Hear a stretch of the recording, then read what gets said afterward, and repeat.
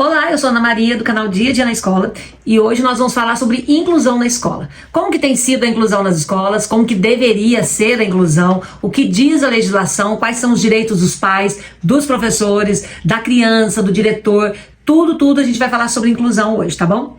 Mas antes eu peço para você clicar aqui embaixo na palavrinha inscrever, inscreva no canal, compartilhe esse vídeo, manda para todas as mães, para todos os professores, para todas as escolas. Bom, hoje nós vamos falar sobre inclusão nas escolas. Nós sabemos que existem várias legislações que falam sobre inclusão na escola, inclusive federal, leis federais e resoluções estaduais. Aí no seu estado deve ter inúmeras resoluções que muitas vezes você não sabe, mas eu acho que compensa você colocar lá no Google resoluções do estado tal sobre inclusão e lá vai aparecer um monte de coisa. Eu vou falar de Minas Gerais, que é o do meu estado, tá? Bom, primeiro eu quero falar da Lei 12.764/2012, a lei chama Berenice Piana.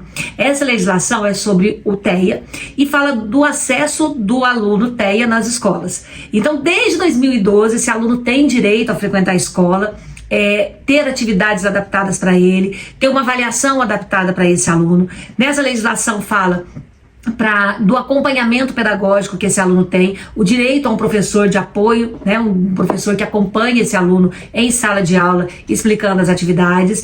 Fala sobre progressão escolar sem retrocesso, porque tem alunos que a parte intelectual, ele tem um déficit intelectual, por exemplo, um retardo mental.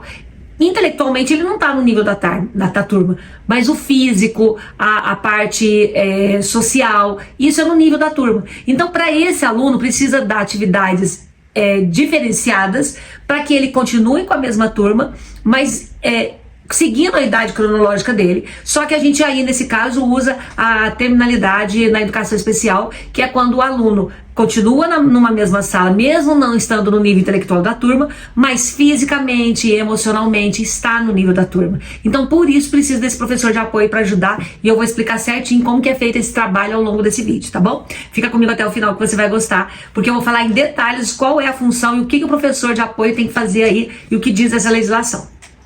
E também falo da adequação arquitetônica dos materiais didático, metodológico para esse aluno, as carteiras que devem ser adaptadas para esse aluno. E essa legislação ela é bem ampla, ela fala o que precisa fazer para esse aluno em nível federal, tá? E em Minas Gerais a gente tem uma resolução que é a 4.256/2020, e nessa legislação, essa resolução, eles são bem específicos, falando qual a função do professor de EE. E aqui em Minas, tá, gente? Professor de EE, ele tem dois caráteres. É o da sala recurso e é aquele de apoio em sala de aula. Então, qual é a função da sala recurso? Qual é a função daquele que acompanha em sala de aula? E, principalmente, ele limita o número de alunos na escola. Por sala de aula, são 3 alunos TEAs. Não pode mais que isso. Ah, mas aí todo aluno tem direito? Não, não é todo aluno que tem direito. E nessa legislação ele explica muito bem isso. Porque a gente tem aluno, nós temos autistas que não tem comprometimento intelectual. Se ele não tem comprometimento intelectual, muitas vezes ele não precisa de um professor de apoio. Somente vai ter professor de apoio depois de uma avaliação pela equipe pedagógica da escola, verificando se ele realmente precisa de um professor de apoio ou não. Então, primeiro, pegar esse aluno, analisar o histórico dele, o PDI ou PEI, né? Em Minas chama PDI, mas em vários lugares chamam PEI. Pegar esse PEI, né, ou PDI do aluno, verificar qual é o histórico escolar dele, se ele tem condições de aprender ou não, o que ele aprende ou não, se ele tem comprometimento intelectual ou não, qual o nível de aprendizagem dele. Primeira coisa é isso. Tá. Mediante a isso, precisa fazer uma justificativa pedagógica solicitando um professor de apoio, caso ele necessite desse apoio. Aí a especialista faz a justificativa, leva para a secretária e coloca no sistema essa justificativa solicitando esse professor de apoio. Tá, em Minas vem alguém da superintendência verificar se realmente precisa, conhecer a criança, avaliar o caso, se achar ok, faz a solicitação. Se não, não tem. Mas normalmente quando a escola solicita, porque realmente precisa, né? A gente não vai solicitar sem ter necessidade, né? E essa pessoa, gente, o que faz o professor de apoio? Ele acompanha o aluno em sala de aula. Então, o professor de apoio vai ficar dentro da sala. Ele vai conhecer a ficha do aluno, conhecer o laudo médico, falar com a família, acompanhar a família, dando feedback o tempo todo, falar se o aluno está dormindo em sala ou não, se o remédio está fazendo efeito na sala ou não, vai verificar se o conteúdo que está em sala ele está conseguindo entender ou não, vai pegar o conteúdo em sala e vai adaptar para ele, vai fazer uma adaptação daquilo que está em sala de aula para o aluno. Ah, mas quem faz a adaptação não é o professor? Gente, o professor tem 35, 40 alunos.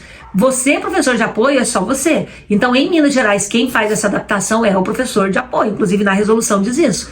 O professor de apoio pega o conteúdo com o professor com antecedência, pega as atividades, pega as avaliações, vai elaborar materiais para facilitar a compreensão do conteúdo para aquele aluno, vai usar material dourado, vai usar qualquer material que precise para que ele aprenda, ensina aquele conteúdo para aquele aluno e faz a devida adaptação. Ah, mas como que eu vou adaptar uma prova? Tá, tem 10 questões. Senta com o professor e escolhe 5. Ah, ele não vai entender esse enunciado. Vamos reescrever o enunciado. Ah, essa aqui tá só pergunta e resposta. Você coloca ilustração para facilitar para ele. Você leva imagens. O professor de apoio é para apoiar o aluno, é para falar para ele, mostrar para ele o ensino de uma maneira mais simples, tá? Outro aspecto do AEE é o professor de sala recurso, que não tem nada a ver com sala de reforço. O professor da sala recurso vai desenvolver habilidades no aluno que vai fazer com que ele entenda o conteúdo que está sendo explicado em sala. Exemplo, ao aluno ele não sabe, ele é surdo e mudo, então ele vai aprender Libras lá. Ao aluno ele não consegue determinada habilidade, aí lá através de um jogo, de uma brincadeira, desenvolve essa habilidade para que ele consiga entender lá na sala de aula. Então sala recurso é para desenvolver as habilidades desse aluno, isso tem que ficar bem claro. E aí, mediante a tudo isso, eu recebi inúmeras perguntas lá no meu Instagram e eu vou começar a responder um pouco as perguntas aqui para vocês, tá bom? Vamos lá. Primeiro, quando o aluno precisa ser medicado e a família não aceita? Gente, isso é caso de conselho tutelar. Você tem que denunciar essa família ao conselho tutelar. O conselho vai na casa, verifica, acompanha essa família e verifica um neuropediatra para uma consulta com o neuropediatra para levar essa criança. O que não pode é o abandono de incapaz, que isso é Código Penal, né? É 133 do Código Penal. Se a criança tem, isso é visível, você tá vendo que ela tem problemas ali, que ela não tá conseguindo aprender, a gente precisa ajudar essa criança. Se a família não toma uma atitude, denuncia no conselho tutelar, não tem o que fazer. Como incluir em salas lotadas? Na verdade, quem tem que fazer esse trabalho é o professor de apoio. Por isso que em Minas Gerais, o professor de apoio, ele tem que ter pedagogia e tem que ter pós-inclusão. Ah, tem lugar que é monitor, que é estagiário. Essas pessoas não têm condições, experiências, capacidade para entender qual o nível de aprendizagem daquele aluno e como adaptar o material para ele. Normalmente, quem é o professor de apoio é uma pessoa super, hiper, mega capacitada. É alguém que realmente entenda de escola, tenha bastante experiência, para conseguir entender o conteúdo do professor e adaptar para esse aluno. Então, ele ganha mais exatamente porque ele vai trabalhar muito mais. No momento que ela está explicando matéria, ele não está entendendo, ele tem que falar com ele e explicar para esse aluno. Então essa pessoa tem que ser uma pessoa muito entendida, muito esperta, para conseguir criar estratégia na hora para fazer com que esse aluno entenda o que está sendo falado lá na frente pelo professor. Então esse é mais trabalho do professor de apoio. Mas esse aluno é do professor regente. Isso é importante falar. O professor regente e o professor de apoio tem que caminhar junto. Os dois têm que falar a mesma língua, senão não tem condições. Incluir o aluno com nível diferente da turma. Alfabetização no 8º ano. Ah, então eu tenho um aluno que está no 8º ano e ele não está nem alfabetizado. Eu não posso deixar esse aluno dentro de uma sala de aula com outros alunos aprendendo estrutura de texto, classe gramatical, sabe? Ele, tadinho, ele não sabe nem juntar sílabas ainda. Então é um crime colocar um aluno desse dentro de uma sala junto com esses outros alunos. Isso não é equidade, isso não é condições iguais para todos os alunos. Então o que fazer? Esse professor de apoio, nas aulas de português, nas aulas de matemática, que normalmente também dá muito problema, porque o aluno não entende expressão numérica e tal, mal sabe 2 mais 2. Então, esse professor de apoio tem que tirar esse aluno da sala, na aula de português e matemática, ir para um outro espaço, para uma outra sala, e alfabetizar esse aluno. Por isso que ele ganha mais, porque ele precisa ser pedagogo, experiente, ter pós-inclusão, ele tem que saber... Ele tem que saber alfabetizar um aluno, ele tem que criar estratégias para ensinar esse aluno a saber adicionar, subtrair, multiplicar. Então, quando o aluno está muito aquém da turma, esse professor tira da sala e vai trabalhar com ele em outro lugar. ele vai aplicar a prova em outro lugar. Ah, mas e história e geografia? Dá para ficar na mesma sala? Dá, porque história e geografia é mais história. Educação física dá para ficar junto? Dá. Artes dá para ficar junto? Dá. Então, assim, o professor de apoio tem que ter a liberdade para ver o que dá para ficar junto com toda a turma e aquilo que tem que se separar para trabalhar com ele separado. Isso é inclusão nas escolas. É você atender a necessidade do seu aluno. Não é forçar o coitadinho a ficar dentro da sala num nível que ele não está entendendo nada e ainda baixando mais ainda a autoestima dele porque ele não está entendendo o que o professor está explicando lá na frente, tá? Vamos lá. Incluir é só colocar mais um no meio dos outros? É isso que está acontecendo hoje na escola. Mas isso não é incluir, não, gente. Isso não é condições de igualdade. Isso é depósito de criança na escola. Tá errado. Não é incluir e o professor de apoio tem a função de ter esse bom senso, fazer essa adaptação e atender as necessidades desse aluno aí. Se a escola se recusa a contratar um TO, gente, não é responsabilidade da escola, que é terapeuta ocupacional. Isso é responsabilidade da família. A escola não tem que contratar isso, não.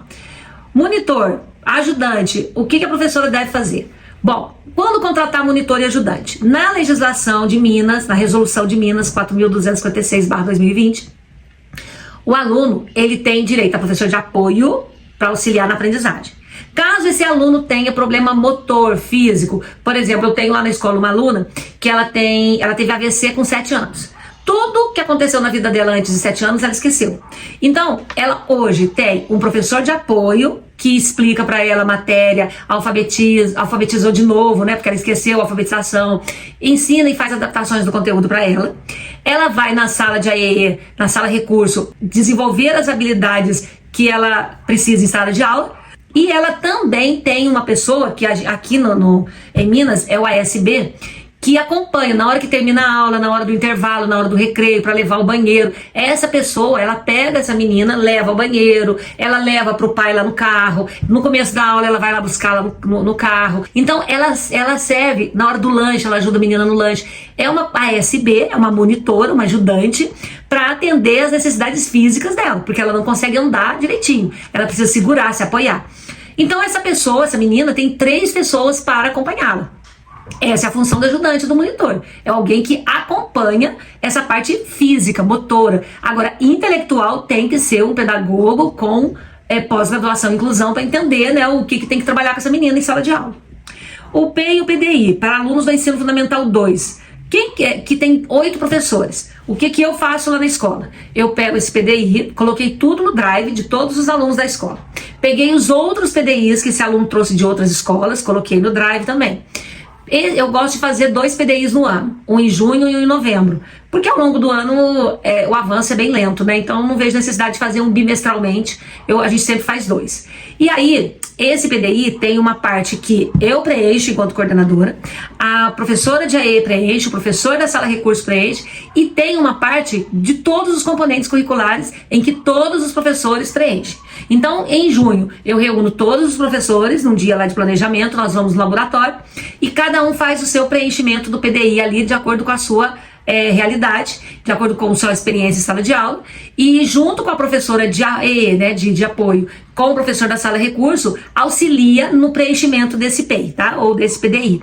Isso funciona, isso dá certo. Na minha escola tá tudo ok, todos os PDIs foram preenchidos com sucesso, e a gente vai fazer agora em junho, e em novembro a gente faz o outro PDI, deixo no drive. Se esse aluno pedir transferência, eu imprimo, mando junto com o histórico e depois compartilho o PDI dele com a escola, tá? Eu entro em contato com a escola e compartilho, ou se eles me pedirem, tanto faz, tá bom? Bom, de maneira geral é isso, eu espero tê-los ajudado. Caso o seu pai, sua mãe aí da escola não esteja correndo atrás dos direitos do aluno, orienta a família, fala para ir lá no conselho tutelar. A escola tem obrigação de contratar um professor de apoio para esse aluno, é direito legal, gente, é lei federal, é lei estadual em Minas Gerais. Então, e não aceita qualquer coisa não aceita estagiário, não aceita monitor, isso é só para condições físicas, para locomoção, para trabalhar conteúdo, déficit intelectual, comprometimento intelectual, tem que ter formação pedagógica. Então, exija seu direito, brigue pelo seu filho, tá bom? E se quiser comentar alguma coisa, comenta aqui embaixo, caso eu não tenha falado, né? Vai ser um prazer responder pra você. Um beijo no coração, tchau!